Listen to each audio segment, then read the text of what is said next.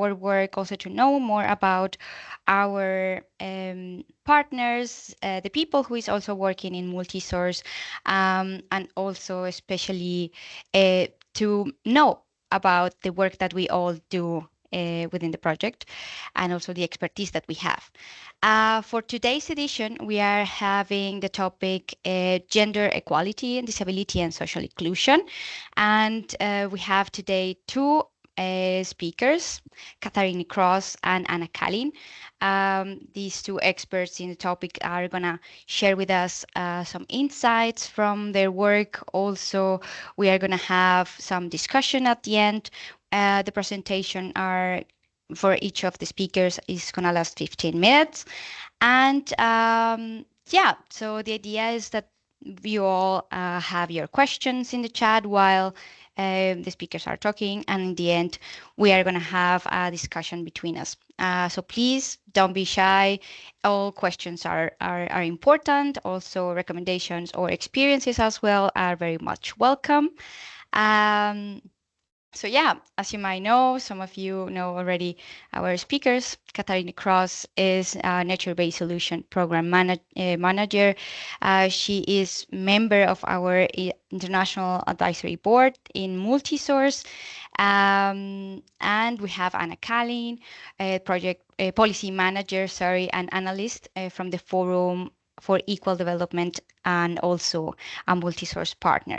So I'll give you first the welcome to everybody, and welcome to Katharine and Aline. And Katharine, please, the floor is yours. Okay, thanks very much. All right, I hope you can you see my Yes. presentation? Okay, Yes. excellent. That worked. All right. So yeah, thank you everyone for inviting me to be part of this webinar. I'm going to be talking about inclusive approaches to developing and implementing nature-based solutions in an urban context. Just make sure I go to things. Okay.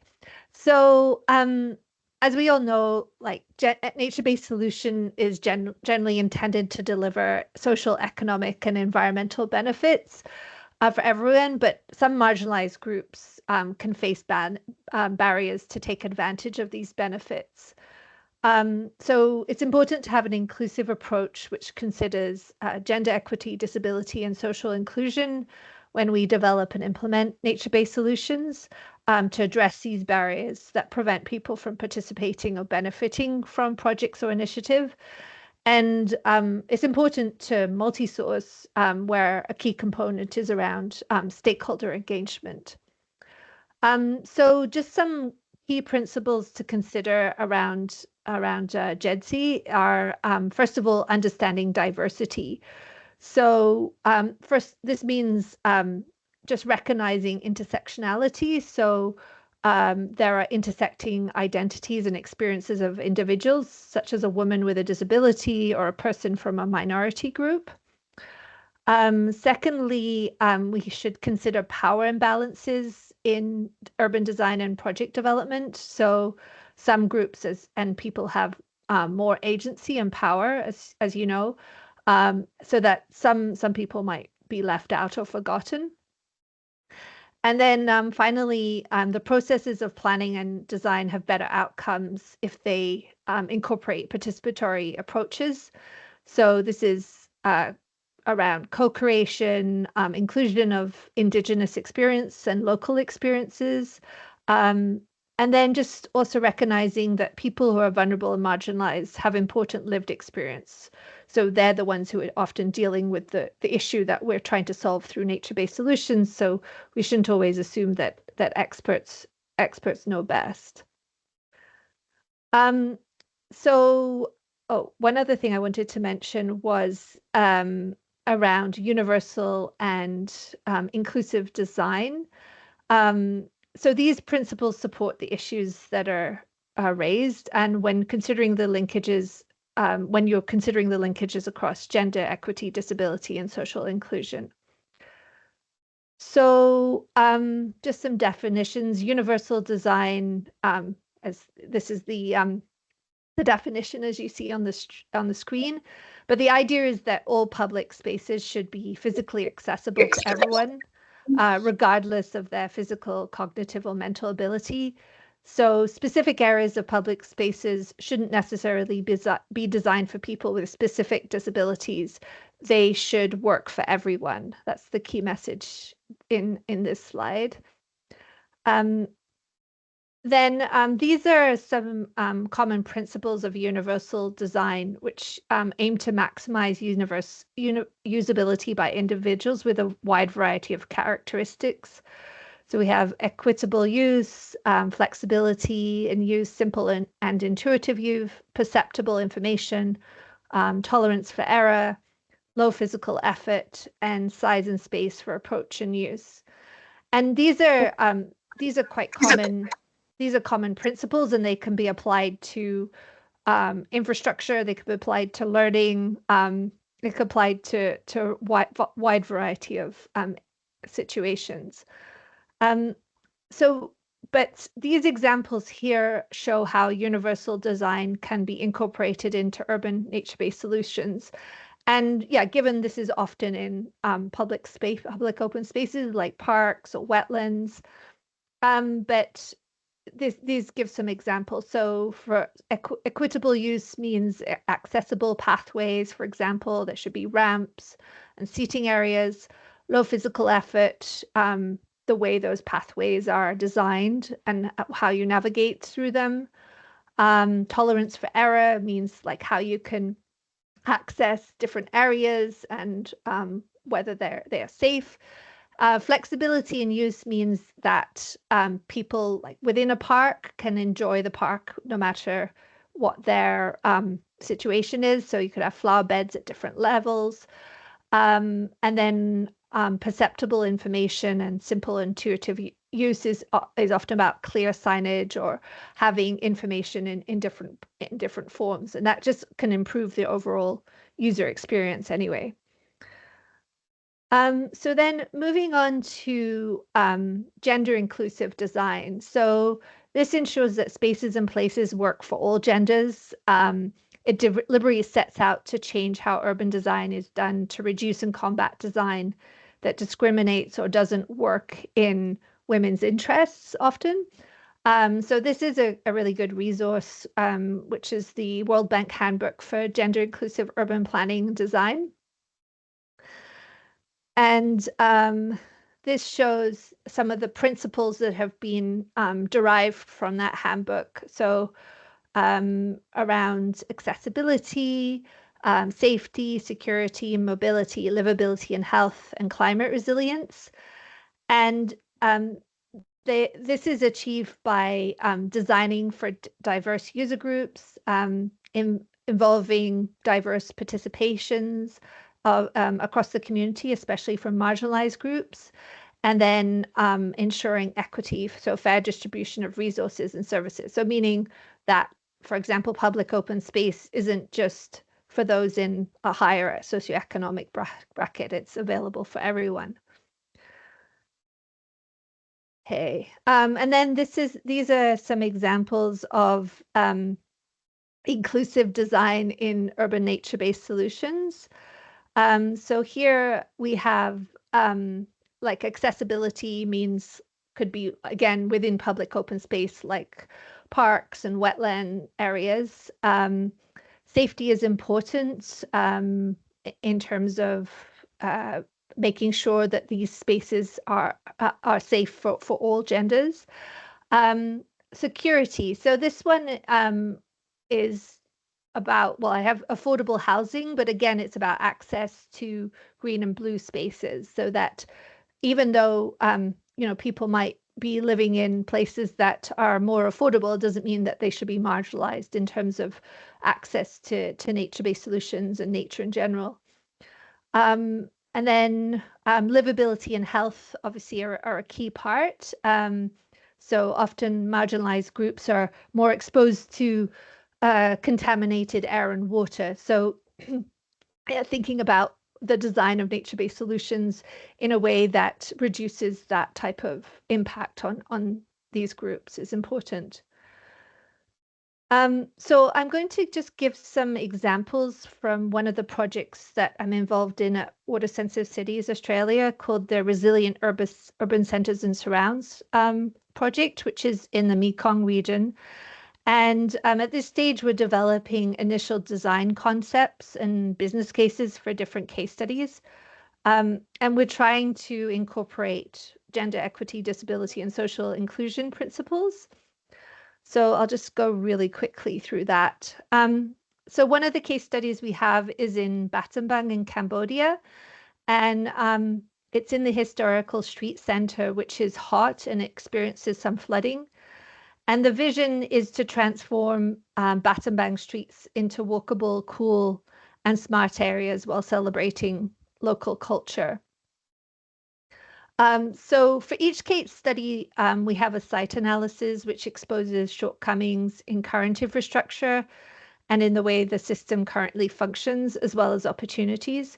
And in the case of Battambang, there's a lack of green space in an increasingly hot and wet city. They have a smart cities plan, which provides opportunity and to trial and promote NBS. But from my understanding, they're not really explicitly considering gender equity, disability, and social inclusion.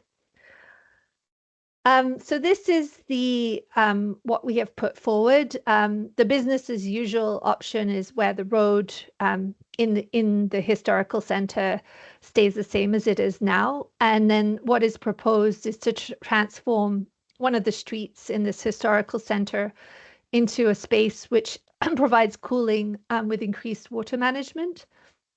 So the elements that are suggested to incorporate includes wetlands, swales, infiltration gardens, as well as art and landscape furniture, smart heat sensors, and other aspects that you see in that list. But the overall idea is to transform the street by replacing one car lane with a vegetated water garden that's passively irrigated by stormwater water during the rainy season and then actively irrigated by river water during the dry season. So the idea is that this will be a more attractive space and also enable the people living there to benefit. So the design considers gender equity, disability, and social inclusion elements to promote inclusivity and safety, such as access paths that allow wheelchair users, seating and cooling areas for residents, adequate lighting, opportunities for small street vendors, and then suitable play equipment that has been proposed as well. So the other case study is from Canto University in Vietnam. And the vision here is to develop a water-sensitive university campus with diverse multifunctional landscapes that support student involvement, sustainability, and resilience against flooding. So again, the university is working with our project to integrate nature-based solutions into their master plan. So this is also an opportunity to highlight inclusive and universal design. And the issue is that the campus is facing flooding risks and pollution issues, but there's an opportunity to develop a water-sensitive park within the campus with diverse landscapes. And yeah, the business as usual is that they're just going to have a football field and a detention pond park that follows the existing master plan that doesn't really have additional benefits. And what we've proposed to them is to have a water sensitive park with terrestrial and aquatic landscapes. So this includes like a food forest park and terraced areas for shade and outdoor study, a floodable swamp forest wetland and vegetated swales to manage stormwater, and then a communal outdoor kitchen, worm farm, and facilities that would be co-designed with end user groups. So the idea is to promote ecological balance and community engagement. So all of these elements aim to integrate JEDC principles, including feminist sensitive design to create safe and welcoming spaces for different genders, and then universal design principles to ensure accessibility for all. So as we're right now, we're looking at moving from design to implementation. So this is a kind of a key point to be able to include these this thinking in there. So I'll just bring us back to where we started, which to be JEDC inclusive, the process of nature-based solution design and implementation should consider sustainability. So in terms of who is responsible, how it's maintained, who it benefits, and how the community is actually going to be involved, and ensuring that they are engaged from the start. The practical aspects, which includes access to the built and natural environment, so removing barriers where feasible, designing for everyone, and building with the environment and enhancing natural systems. And then stakeholder engagement, which allows for consultation, co-creation, and incorporating the lived experiences of diverse communities. And so the final thing I will just mention, these are some of the resources that we are using, but we're also developing a JEDC guideline for urban nature-based solutions that will probably be delivered by the end of this year, hopefully. So that could be potentially useful for MULTISOURCE and other EU projects in the future. So I'll stop there. Thanks. Thank you very much, Katharine. This is very much interesting. I feel that every time that we touch and we speak about the topic, is very much new information for many of us, especially if we come from the very structural engineering background. I think this is very, very, very good to see also the examples and how other countries have also done this implementation and these principles in design, and also including the social aspects as well. So thanks a lot. Now we give the floor to Anna. So Anna, please, the floor is yours. Thank you. I'll share and hopefully I'll know how to do this.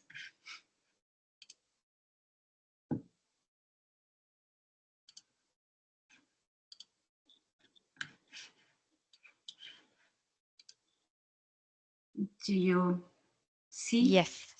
Okay, excellent, thanks. Okay, so I will, so there are sort of two parts to my presentation, and the first part is what are the key challenges in securing funding and building partnerships that promote gender-sensitive approaches in projects like MULTISOURCE and yeah, otherwise. So this is the slide, actually, the first part that I used during the MULTISOURCE annual meeting. That's, nature-based solutions are political in their nature, that their design and implementation are shaped by power relations and shape the creation and possibilities of using space.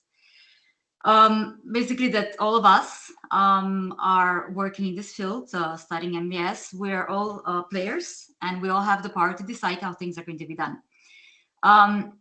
So if sort of we look at the spectrum, on one side, you have, what also Katharine was talking about, looking at nature-based solutions as part of a society, what is the connection between the nature-based solution and the society. So, and on the other, scale, you have nature-based solution that is used to actually tackle an environmental issue. Going again back to Katharine's examples, it's not just what kind of nature-based solution is being used, but how to create safe and welcome spaces, how to ensure accessibility for all. So sort of the two spectrums.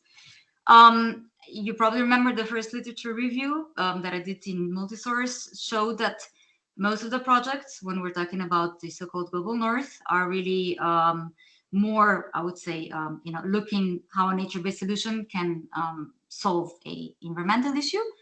But then, through time and the networking and, the knowledge that I gained, I realized that there are already some projects that are looking, from the start at the impact of nature-based solutions on social justice. And examples are Naturvation, Enable are two good examples of that. But the main point is really, what is the starting point? How do you from the start deal with the issue? If we look at Horizon Europe, money being the issue, so how do you provide the funding? Actually, the integration of gender into all stages of research and innovation is a requirement. Also, gender equality plans are a requirement. So the money is actually there. But the question is, how do we use this money? Or going back, what is the starting point of our intervention? The time, you probably remember that during our this year's annual meeting, we had the Mentimeter questions. And one of the questions was, if you consider gender or social justice as important, do you actually have time to work on it at work? And 50% of the person said that they have to do it in their free time. So, and only 25% said that they always have the actually time to do it in their work. So that means that we actually need to change this perspective, or how we structure the funding, from the sense that it's, yes, gender expert is important to have, or gender diversity expert, gender social inclusion, but that also everybody else working on the project needs to have, as part of their work description, time dedicated at integrating gender or social justice into their work. So and when we're talking about how to integrate, it's a question of being able to actually attend workshops on like this splash session, or how to integrate gender, gender stereotypes, gender environments, sexual and gender-based violence, sort of all different aspects. I'm actually thinking, at this stage of the project, that probably having gender focal points is something that might make sense. That means that as part of each team, there is a person that has even more time dedicated for that. It's important that this person has some sort of seniority, so that the suggestions of this person are actually taken into sort of consideration when carrying out projects. And as I said, know-how is something that is also important. And if we go back to this Mentimeter that we had during our annual meeting, so 73% of persons said that I don't always know how to think in terms of social justice related to LBS, and 27% said I would like to know more, and nobody said that they feel that their knowledge is adequate. And of course, this goes back to the questions of constantly learning, evolving.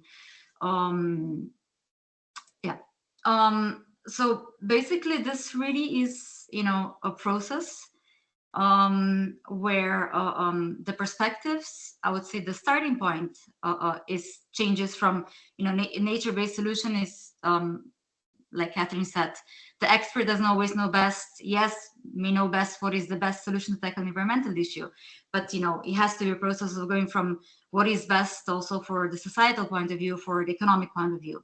So sort of to look at a mix of co-benefits, how they're interrelated, and if we're actually not decreasing gender or social inequalities, at least how not to do additional harm.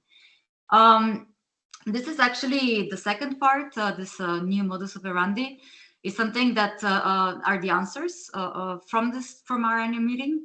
How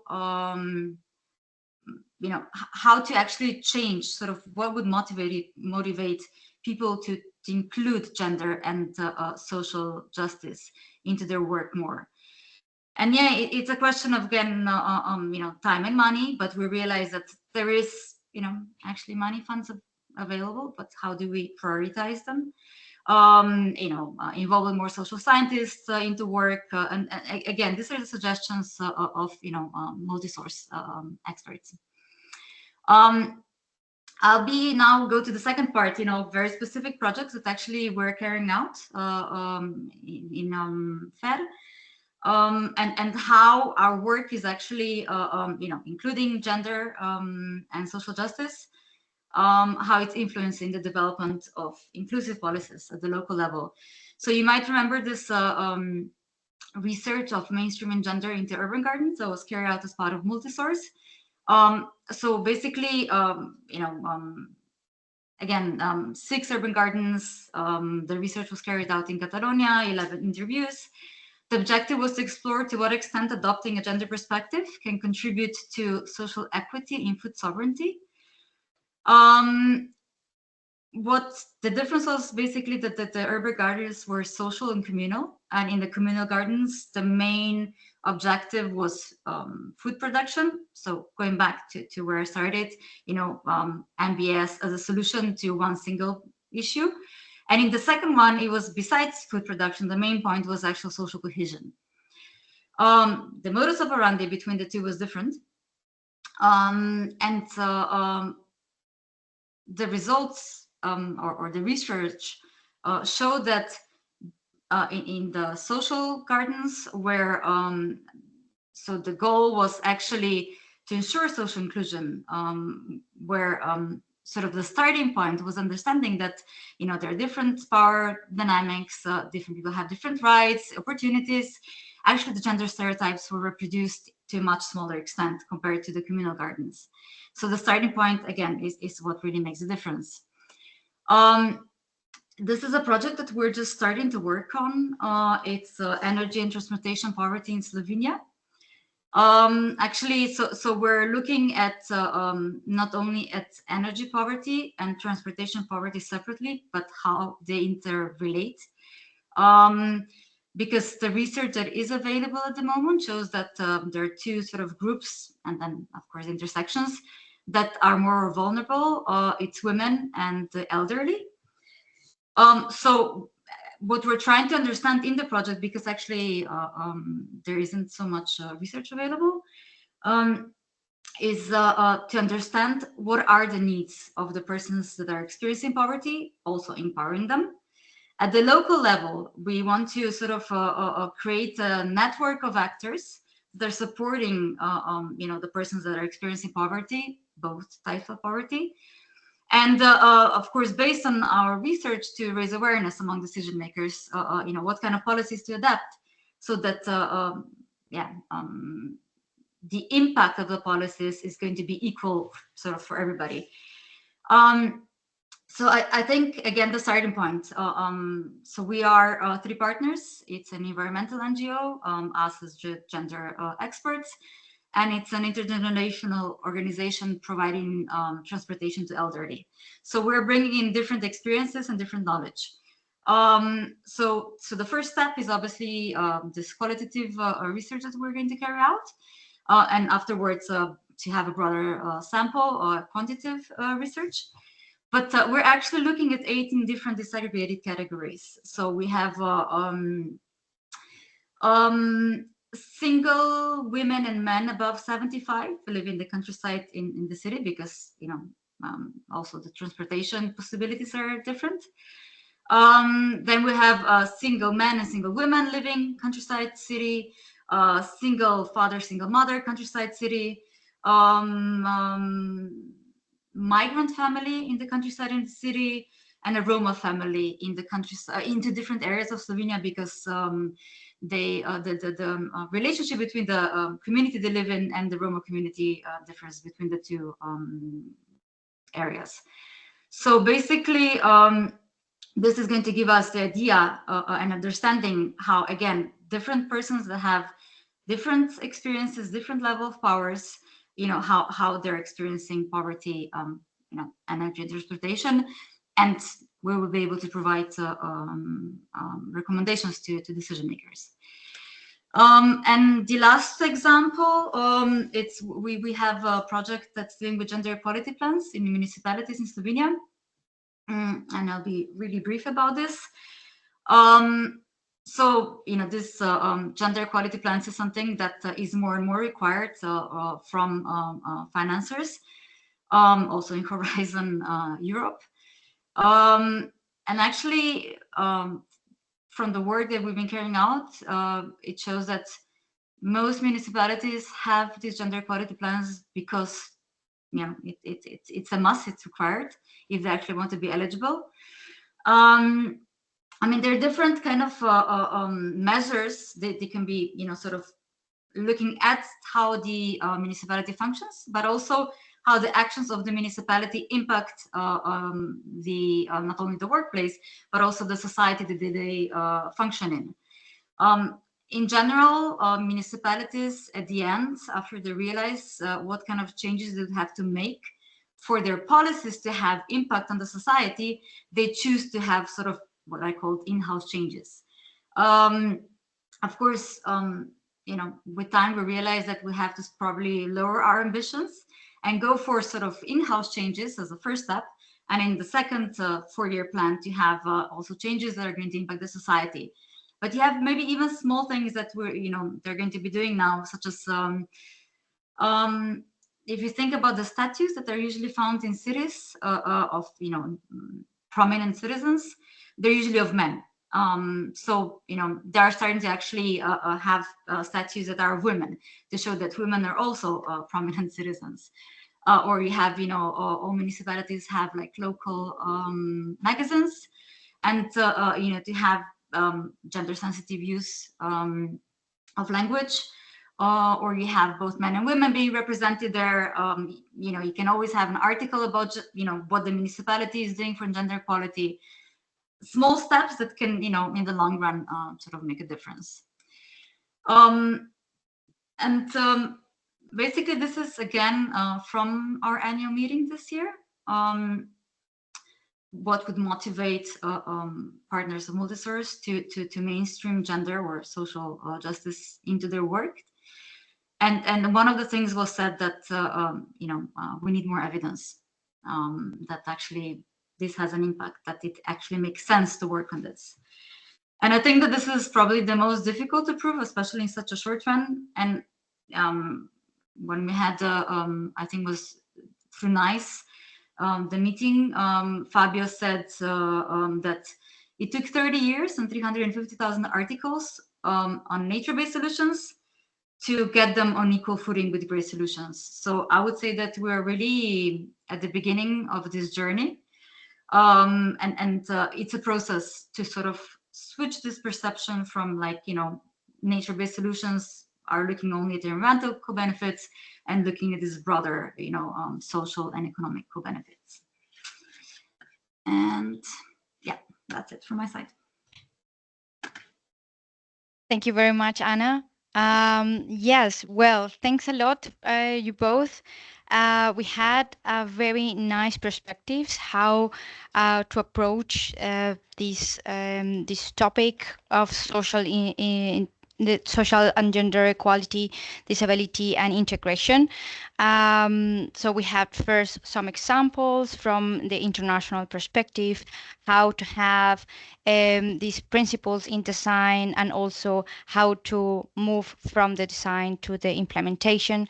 And also we had a little bit like the focus here in Europe, where we are based, or where the MULTISOURCE project is taking place, and how these, for example, among the partners and some experts, the perspectives of how aware or knowledgeable we are, and how is the state of the art. So first of all, I would like to ask our public, do you have any questions for our speakers, some doubts, comments, or some inquiries as well? So please jump in. If you want, I can also break the ice from the moment and start the discussion. One important aspect that for me was very interesting, it was to in how these JETSI, these principles that they have developed so far, but how it's integrating these principles in the NBS type of projects and the improvement of the community resilience and support in the economic growth. So Katharine, from your experience, how it's been this journey in Australia, for example, or in these countries as Vietnam, how do you feel it was this transition for them to get there, and to start developing, and paying more attention to these principles at the moment of designing these solutions? Okay, thanks for that. So I guess a key thing has been actually like how from the funder. So this particular project is funded by the Australian government, by the Department of Foreign Affairs and Trade. And if you look at any Australian funded project or co-funded project, like gender equity, disability, social inclusion is like a key part. And like when you're developing any type of like aid project or anything, you'd really have to think through like how to do this and how you're going to do it in practice. Like it's a requirement of that project. So yeah, so when you're bringing this to maybe places where it's not necessarily at the forefront or priority, you have to kind of start small and look at ways to make small changes or make small adjustments, like in design, like when you're shaping your objectives, like what's the objective of the infrastructure that you're putting in place, and then also who you're involving. So because of the requirements from our funder, we've like actively looked at innovative ways to involve like organization with people of disabilities, but then also provide them resources to be part of review and consultation. So yeah, I guess in our case, a key driver is the funding, but the idea is that this will ideally be mainstreamed into it going forwards. Thanks. And also on that note, with the finance approach, Anna, for example, you've also been involved with this financing aspect. So how would you say, also having in mind the examples that we had from Katharine, how can this integration of gender and social justice, also, for example, in the work that FAIR is doing with MULTISOURCE and these type of projects, how can we influence the development of these inclusive policies at the local level, for example? I mean, I'll just sort of continue from what Katharine said. I think it's really a question of, well, there are two things. One is sort of the internal motivation. So if you have this internal motivation, like the example that we have, this energy and transportation poverty, obviously the motivation is there. This is what we want to research, yeah? So it's internal. And if it's not internal, then, you know, the question is how do you actually get, and it's usually then top down, really. It's what Katharine said, that it's a requirement in the funding. So you do have actually this requirement in the in Horizon, right? But there's, I still think, a gap, you know, between what is the requirement and what is actually then implemented. So actually this is part of the research that I'm trying to do now as part of MULTISOURCE, you know, where exactly does the disconnect happen? But yeah, I mean, I think it's either, and then if we look at them top down, again, it's a question of what I started at the beginning, that's, you know, all actors have power and we all influence how things are done. So the you know, if the financer is the one that has this desire to make this gender or justice, social justice inclusion, then they will have, obviously, as they have the money, they will have the power to maybe sort of push and hope for some change, but it's not enough, obviously. I mean, I would say for sure that it is important to have this requirement in calls for proposals, because it does lead to small steps. But like Katharine said, and like I also said in the case of the gender equality plans that we're working with municipalities, it's really small steps, because, you know, it has to become part of how the organization functions, and then you can move on to more ambitious steps of actually, like, you know, how does it impact the broader society? So yeah, process. Thanks. Yeah, and for example, with this aspect of the motivation and kind of like how drives us from like the engineering perspective, from this water management perspective. Also, I'm looking at the audience, and we have here very wonderful experts. If like, we are also invite you to share your experiences within this topic as well, and also how difficult could be for example from your experiences. You can also share it in the chat, or you can also open your mic and share with us. Your perspectives are very much welcome. um, Yes. So, for example, another aspects, more a little bit in the social part, in like focusing a little bit more in these marginalized groups and women or minorities. So we've seen some examples, and we have, for example, in our multi-source project, one of the pilots who had a public space integrating one constructed wetland. What aspects do you think is also important to consider for this inclusion, for these marginalized groups, especially considering what you mentioned, Katharine, that some areas where these people are located, normally the areas are not much green.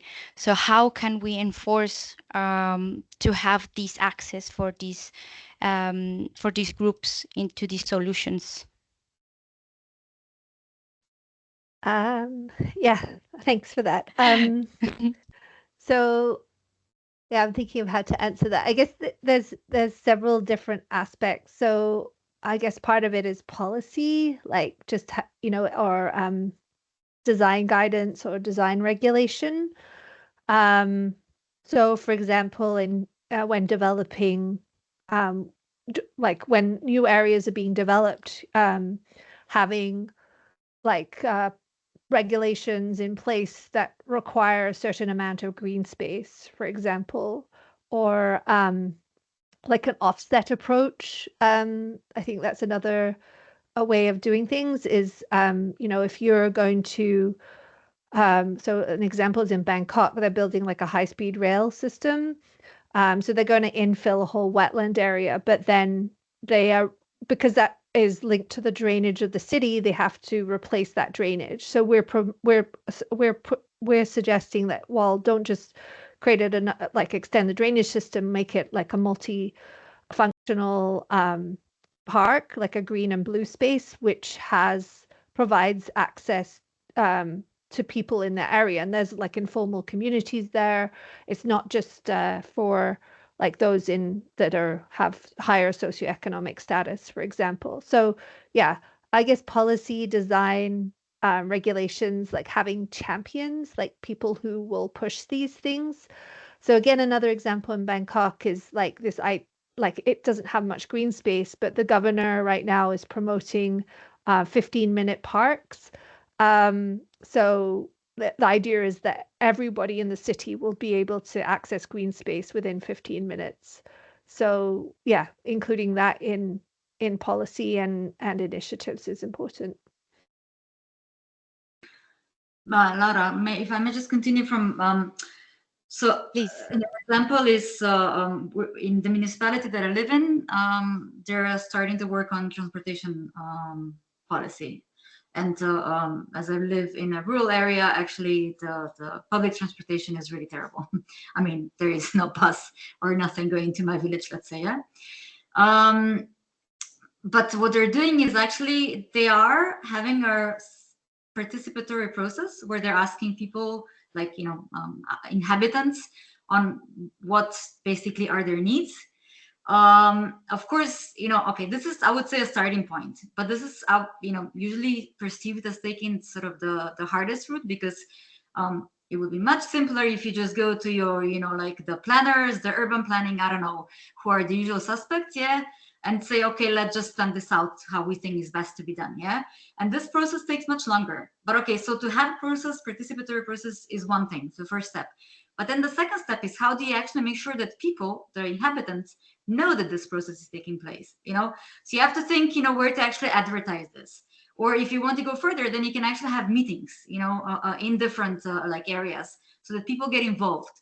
But then, of course, it's also a question of how aware as inhabitants we are that we participate. How do we actually take the time to actually go to these kind of meetings?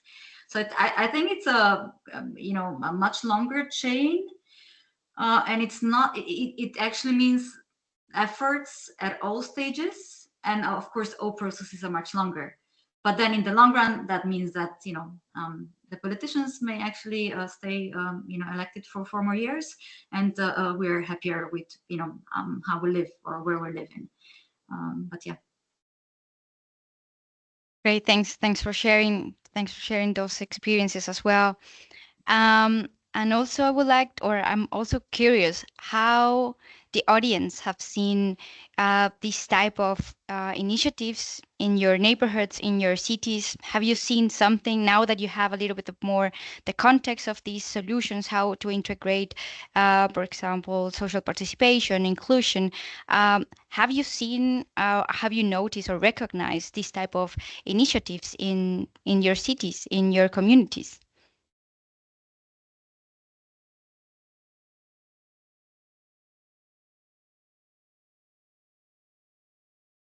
I have an open camera. I can come forward. Yes, meaning not to the extent that we're talking about, but I can actually share that it's been actually in the municipality where I live in Denmark, there's been a few initiatives, development of new areas and so on, and they are doing a few participatory events. It's still a bit on the side of more informing people than actually kind of involving them on the planning. But I also know about a few success cases about having true stakeholder involvement since the beginning in a few of the Danish cases. But I think it really goes down on a project base, and also at the same time at the size of the municipality, because there is the typical flagship project that is the nice to have and really show the ideal world, and then there is a bit more the normal projects where everyone is just a bit business as usual. So things take their time, and of course I think the more we work throughout these things, you'll see that the more these, let's say, advanced approaches trickle down to the business as usual, but it is a process. That's my personal experience. Thanks, Pedro. Thanks, Pedro, for sharing the case there in Denmark. Will someone also be interested in sharing? I think this is also the point of this is a slow process, but then slowly we can also identify that there are some initiatives, and that's the way it starts to get a little bit more common and get into the minds of the political like the decision makers, and also like the population. Will someone else want to share other experiences that you have seen in your communities or your hometowns, your home countries? We are also very, very excited to hear from you.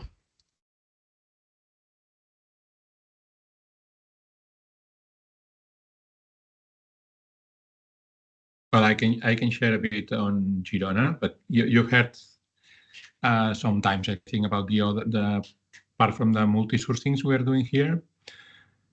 There is this, for example, regarding inclusion of different social groups. We think is very, very nice, very relevant. This one, we're building a green wall for grey water treatment in a school, in a primary school. So we started to work with the teachers, with the association of parents, etc. And it is actually in a neighborhood in Girona with less favored neighborhood. Okay, more. No, I wouldn't say marginal people, but not the richest neighborhoods in Girona. So this is going to be interesting. Okay, and then also there is this big project in Girona, which is actually managed by the municipality of Girona, which is the Gironate from Girona and Nature, and it's about rewilding the city, renaturalizing the city. No, there are quite a number of interventions on the city based on nature-based solutions in order to make the city more resilient, very much related to water management, but also in the end, more healthy, more livable, etc., etc. No? And in order to, I mean, some of the interventions are decided, but the ones that are planned within the project, they are for demonstration. There is a very important, apart from this implementation of some interventions, there is an important part of the project which is planning. And in this planning process, for sure, I mean, there is not just the municipality, but there is University of Girona, ICRE, we are involved, and then different, for example, SEO BirdLife, so NGO, international NGO is also involved, local NGOs, and who else is also involved? Well, different groups, no? And there is really an active work, and we're really pushing to make it participative, no? And when we do these participatory activities, for example, trying to make the planning of new interventions that are needed in the future, all these aspects that today were the topic of discussion, we try to take into account, I would say. No? So we're trying to consider them. Yes, they are on the table. Sometimes it's difficult, but they are there. What we're experiencing really, and I guess it's the same everywhere, is to really engage people, no? Because of the lack of time. I mean, it appears here in your presentation is the same. No? So it's really difficult to have, especially when you do these participatory activities. This is something that you cannot do it in one session in 1 hour. So sometimes you have to plan it, I don't know, 3, 4 different sessions and a couple of hours. And then sometimes you have quite some success and you have, I don't know, 12 persons. But then in the next session where you would continue the work started, let's say 1 month ago, no? Then you have different people. So sometimes it's not easy to continue, but you have to start explaining again the same things, etc., etc. So this is really I would say it's a challenge, no? A barrier in general to make this, to carry out these participatory activities. And of course, but I mean, not especially for these topics, JETSI, you were saying, but in general, when you try to do participatory activities. Thank you, Kim, for this perspective. I think many of us, we relate with the experience as well. Well, looking at the time, I'm very thankful for your attendance and thanks for joining the people who is in Europe so early. And also thank you, Katharine, for joining us from Australia, and also Anna. This is very important topic and we are very happy to develop it more. We invite you to our next Splashdown session. This will take place on the 7th of October at 5 p.m. We are going to have the city of Oslo and another of our international advisory board, Paula Køe, and we are going to talk about space efficient solutions in dense urban areas. So yeah, stay tuned and have a nice day and nice evening in Australia. Thank you very much. Thanks. Goodbye. Bye. Bye.